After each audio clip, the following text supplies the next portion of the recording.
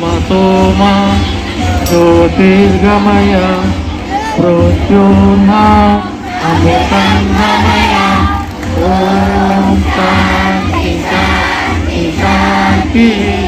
बोलो भारत माता की, बोलो भारत माता की. आजाद हिंद, आजाद हिंद. कौमी नारा, कौमी नारा. सेवा दल, बोलो भारत माता की. ಅಂತದ್ದು ಹಾಗೆ ನಮ್ಮ ಆನಂದ್ ಸರ್ ಕೂಡ ಇದ್ದಾರೆ. ಅವ್ರು ಕೂಡ ಅವ್ರ बोलो भारत माता की.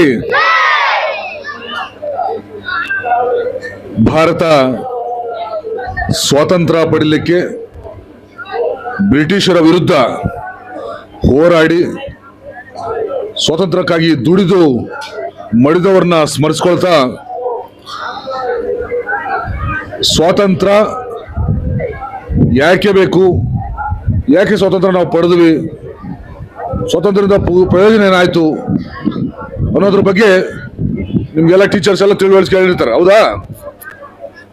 ಹಾಗಾಗಿ ನಮಗೆ ಸ್ವಾತಂತ್ರ್ಯ ಪಡೆದು 78 ವರ್ಷ ಆದರೂ ಸಹ ಅದರ ಶ್ರಮ, ಇಂದಿನ ಶ್ರಮ, ಸಾವು ನೋವುಗಳನ್ನ ಮತ್ತೆ ಸ್ವತಂತ್ರಕ್ಕಾಗಿ ಇವತ್ತು ನೆಮ್ಮದಿಯಿಂದ ನಾವು ಬದುಕಟ್ಟುಕೊಳ್ಳಲಿಕ್ಕೆ ಸಹಕಾರಿಯಾದಂಥ ಅನೇಕ ನಮ್ಮ ಹಿರಿಯರನ್ನ, ಪೂರ್ವಿಕರನ್ನ ಸದಾ ನೆನಪು ಮಾಡ್ಕೊಳ್ಳೋದು ನಮ್ಮೆಲ್ಲರ ಕರ್ತವ್ಯ.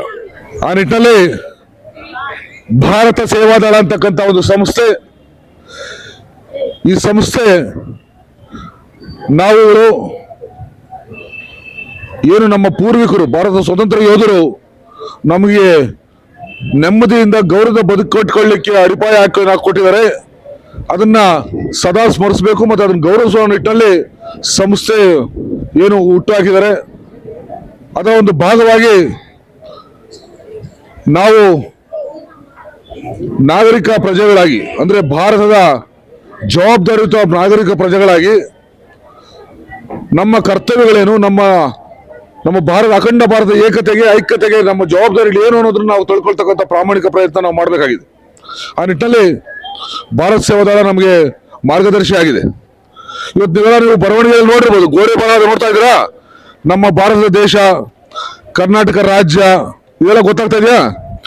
ನಮ್ಮ ಭಾರತ ದೇಶದಲ್ಲಿ ಎಷ್ಟು ರಾಜ್ಯಗಳಿದ್ದಾವೆ, ಕರ್ನಾಟಕ ರಾಜ್ಯದಲ್ಲಿ ಎಷ್ಟು ಜಿಲ್ಲೆಗಳಿದ್ದಾವೆ, ನಮ್ಮ ರಾಷ್ಟ್ರ ಪಕ್ಷಿ ಯಾವುದು, ರಾಷ್ಟ್ರ ಧ್ವಜ ಅಂದ್ರೆ ಏನು, ರಾಷ್ಟ್ರ ಚಿಹ್ನೆ, ರಾಷ್ಟ್ರಗೀತೆ ಇವೆಲ್ಲದರ ಬಗ್ಗೆ ನಿಮ್ಗೆ ಮಾಹಿತಿ ಇದೆ.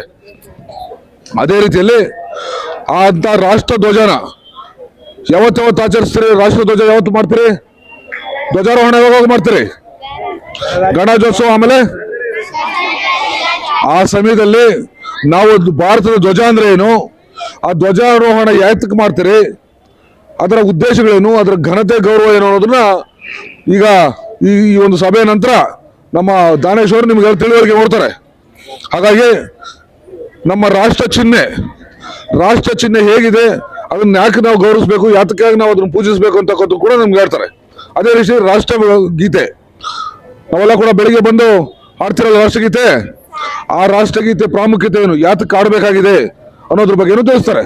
ಹಾಗಾಗಿ ನಾವೆಲ್ಲರೂ ಕೂಡ ಇವತ್ತು ಗೌರವವಾಗಿ ನೆಮ್ಮದಿಯಾಗಿ ಬದುಕ್ತಕ್ಕಂಥ ಒಂದು ವಿಚಾರದಲ್ಲಿ ನಮ್ಮ ಅಖಂಡತೆ, ಭಾರತೀಯ ಅಖಂಡತೆ, ಹೆಮ್ಮೆ ಪಡ್ತಕ್ಕಂಥ ಒಂದು ದೊಡ್ಡ ಸಾಧನೆ ಮಾಡ್ತಕ್ಕಂಥ ಹಿರಿಯರನ್ನ, ನಮ್ಮ ಭಾರತದ ಒಂದು ಘನತೆ ಗೌರವ ಎತ್ತಿ ಹಿಡಿತಕ್ಕಂಥ ಕೆಲಸ ನಾವೆಲ್ಲ ಮಾಡಬೇಕು ಅಂದ್ರೆ ಇಂಥ ಒಂದು ಭಾರತ ಸೇವಾದಳದ ಉದ್ದೇಶಗಳನ್ನ ನೀವು ಅರ್ಥಕೊಳ್ಬೇಕು, ಅದ್ರ ಬಗ್ಗೆ ಭಾಗವಹಿಸಬೇಕು.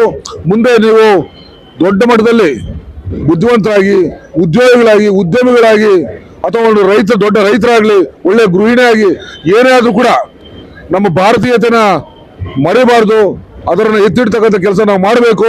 ಅದ್ರ ಮೂಲಕ ದೇಶ ರಕ್ಷಣೆ, ದೇಶ ಒಂದು ಭಕ್ತಿ, ಶಿಸ್ತು, ಸಂಯಮ ಕಳ್ಕೊಳ್ಳೋ ನಿಟ್ಟಲ್ಲಿ ನೀವೆಲ್ಲರೂ ಕೂಡ ಜಾಗೃತರಾಗಬೇಕಂತ ಈ ಸಂದರ್ಭ ಹೇಳ್ತಾ, ಏನು ಇವತ್ತು ಭಾಗವಹಿಸಿದ್ರೆ ಈ ಭಾಗವಹಿಸಿಕೆಯ ಒಂದು ಪ್ರಾಮುಖ್ಯತೆ ನಿಮಗೆ ಗೊತ್ತಾಗಬೇಕು. ಆ ನಿಟ್ಟಲ್ಲಿ ದಯವಿಟ್ಟು ತಿಳ್ಕೊಳ್ತೀನಿ ಅಂತ ಹೇಳಿ ಸಂದರ್ಭ ಹೇಳ್ತಾ, ಏನು ಈ ಸಂದರ್ಭದಲ್ಲಿ ಈ ಒಂದು ಸಮಾರಂಭದಲ್ಲಿ ವೇದಿಕೆಯಲ್ಲಿ ಆಗಿರ್ತಕ್ಕಂಥ ಈ ಒಂದು ಭಾರತ ಸೇವಾದಳದ ಜಿಲ್ಲಾಧ್ಯಕ್ಷರಾದಂಥ ಮತ್ತು ನನ್ನ ಹಿತೈಷಿಗಳು, ಮಾರ್ಗದರ್ಶಿಗಳಾದಂಥ ಗೌರವಂತ ಗಣೇಶಣ್ಣವರು, ಹಾಗೆ ಕಾರ್ಯದರ್ಶಿಗಳಾದ ಸುಧಾಕರಣ್ಣವರು, ಮತ್ತೆ ಏನು ನಮ್ಮ ಸೋಮೇಶ್ ಅವರು, NRS ಸತ್ಯಣ್ಣವರು, ಹಾಗೆ ಎಲ್ಲ ಶಿಕ್ಷಣ ಇಲಾಖೆಯ ಅಧಿಕಾರಿಗಳು, ಇಲ್ಲಿ ಮತ್ತೆ ಈ ಶಾಲೆಯ ಮುಖ್ಯಸ್ಥರು, ಸಹ ಶಿಕ್ಷಕರು, ನನ್ನ ವಿದ್ಯಾರ್ಥಿ ಮಿತ್ರರು ಎಲ್ಲಿ ಸೇರಿದರೆ ಮತ್ತೊಮ್ಮೆ ತಮಗೆಲ್ಲರೂ ಕೂಡ ಶುಭಾಶಯಗಳು ಕೋರ್ತಾ ಎಲ್ರಿಗೂ ಕೂಡ ಒಳ್ಳೇದಾಗ್ಲಿ. ದೇವರು ತಾಯಿ ಭಾರತಾಂಬೆ ನಿಮ್ಗೆಲ್ಲೂ ಕೂಡ ಅತ್ಯುತ್ತಮ ಒಂದು ಶಿಕ್ಷಣ ನೀಡುವಂಥದ್ದಾಗ್ಲಿ, ಹೆಮ್ಮೆಯ ಪ್ರಜೆಗಳಾಗ್ಲಿ ಅಂತ ಕೋರ್ತಾ ಮತ್ತೊಮ್ಮೆ ಎಲ್ರಿಗೂ ಶುಭವಾಗ್ಲಿ.